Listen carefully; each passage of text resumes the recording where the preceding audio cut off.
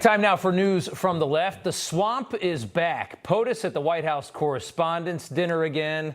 Very comfortable with the media that carried him into power, of course, and then he actually said this on Saturday with a straight face. The free press is a pillar, maybe the pillar of free society, not the enemy. Okay, from the man who got a cheat sheet last week from the LA Times and had the reporter's question on it. Free press is so critically important. He should have just said the word democracy, because we always know what he means when he says democracy. He means power for Democrats.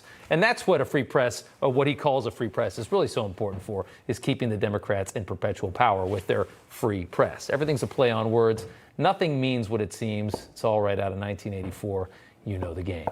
Next up, during a sit-down interview with actor Michael J. Fox over the weekend, brilliant actor who's had Parkinson's disease for the past 3 decades and is miraculously still fighting, Jane Pauley decides to go for a cruel and attention-grabbing question that I'm sure she thought would go viral. You've not squandered any of your capacity, but at some point, Parkinson's going to make the call for you, isn't it? Yeah, it's banging on the door. Yeah, I mean, I won't lie, it's getting hard. It's getting harder. It's getting tougher. Every day gets tougher. But that's the way it is. I mean, who do I see about that? That's what I call it's all about me journalist question. I'm going to ask this because it makes me sound bold and, ooh, I'm asking tough questions. You don't do that to somebody who's got Parkinson's disease and can barely get through an interview because he's got so many symptoms and they're so bad.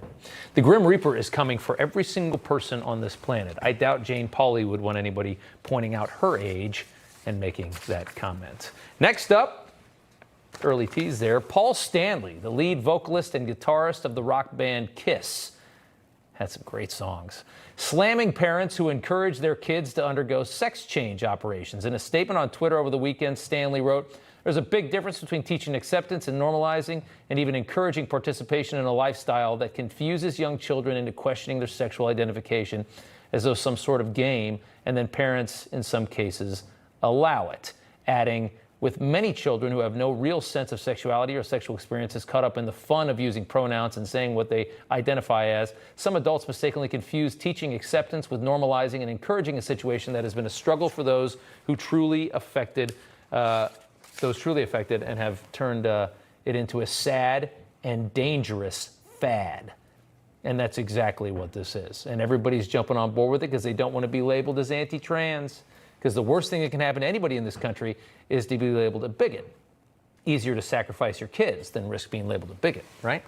Stanley has also slammed Colin Kaepernick for kneeling during the national anthem before, as well, as we start to see these red pill Hollywood people that we knew were there, but are finally becoming bold enough to speak out. And let me just say that if this guy behind me can see that there's a problem with the trans movement, then there's definitely a problem with the trans movement. Cheers to Paul Stanley.